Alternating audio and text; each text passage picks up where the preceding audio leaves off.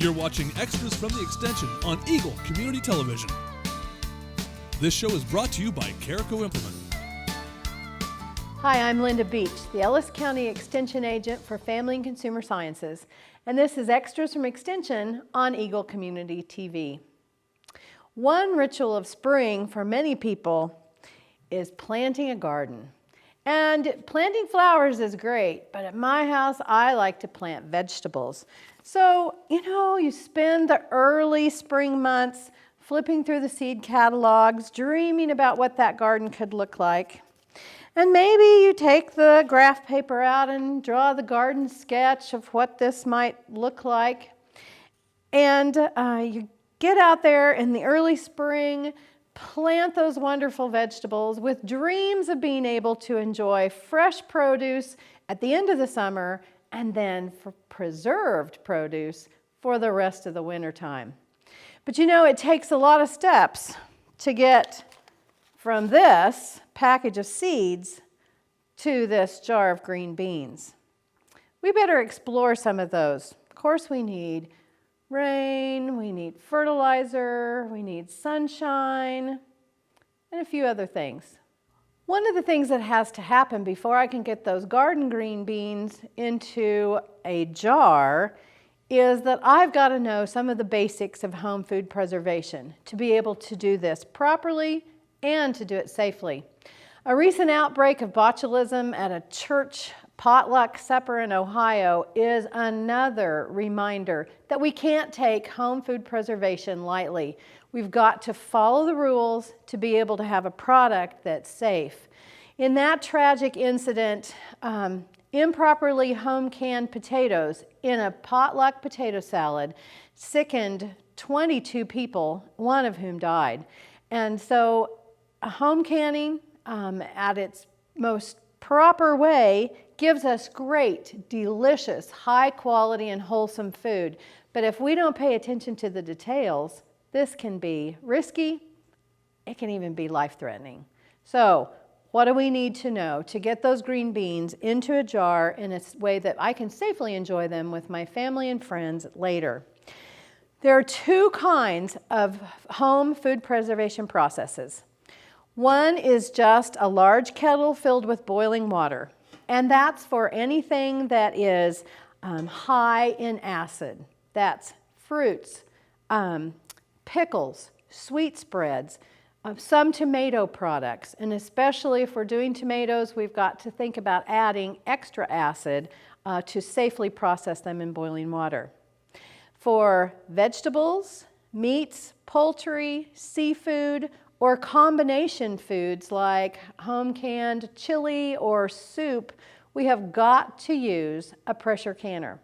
That's our insurance policy for safety to make sure that we're not adding botulism into the mix. Clostridium botulinum bacteria grows in the absence of oxygen.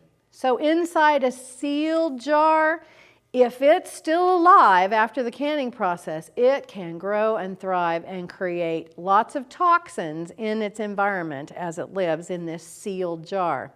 It takes higher temperatures than boiling water. A pressure canner can take temperatures up to 240, 250 degrees, and that's critical to kill the botulism bacteria spores which might be growing or hiding on those green beans. It's a soil-borne bacteria, and I need to just assume that my green beans are contaminated with that kind of bacteria and take the steps to avoid it. A pressure canner locks the lid on, the steam pressure builds up inside this canner, and it can reach those critical safe temperatures to be able to destroy Clostridium botulinum spores. So if you're going to can your homegrown vegetables, or if you're a farmer's market fan and you are wanting to buy fresh vegetables to save for later, you've got to either buy or borrow one of these pieces of equipment. There's no other safe way to do it at home. And you've got to follow the rules. USDA is the general source for all things home food preservation. And USDA has great resources on paper and online, so that's a really good place to start. You know these recipes have been tested, the procedures are safe and reliable. University extension systems that are linked to USDA have lots of great advice for the local home canner. And this preserving vegetables bulletin from K-State Research and Extension can help you know how to safely preserve vegetables in Kansas. One of the things we need to think about is that we're about 2,000 feet above sea level. And as we go higher in elevation, boiling water temperatures drop. You remember that from your high school science lessons. So we even need to add a little extra higher pressure in western Kansas for canning than they might do at sea level in other areas. If you're interested in home canning and you just want to take a look at the basics so that you can kind of know which direction to get started, or if you're an experienced home canner and you just need the top 10 tips for safe food preservation to make sure you're using the latest recommendations, not something from years ago the way Grandma used to do it, but the latest recommendations based on current science and considering what's going on in the world with some of those food safety challenges.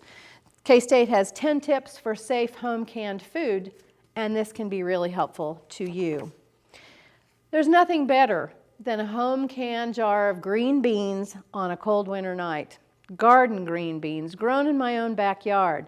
But I want to make sure for my own safety and for my family and friends that I'm doing this correctly. And I want to help you do it correctly as well. If you're interested in growing that spring garden and preserving the vegetables that you grow, please get in contact with your local county extension office. Here in Ellis County, we're at 601 Main in downtown Hayes, and we'd be glad to help you. I'm Linda Beech, the Ellis County Extension Agent for Family and Consumer Sciences, and this has been Extras from Extension on Eagle Community TV. You're watching Extras from the Extension on Eagle Community Television. This show is brought to you by Carico Implement. Spring is here, and that means it's time to come out and visit Carico Implement in Hayes, Kansas for all your lawn care needs. We stock and sell the full line of John Deere riding lawn equipment, along with Honda walk-behind mowers and generators. We also offer the full lineup of steel power products. If your project requires even more muscle, check out our full lineup of John Deere compact tractors and skid loaders. And don't forget, we have the parts and services to keep you up and running all spring long. So whatever your spring lawn care and maintenance needs are, come on out to Carico Implement for a solution that fits.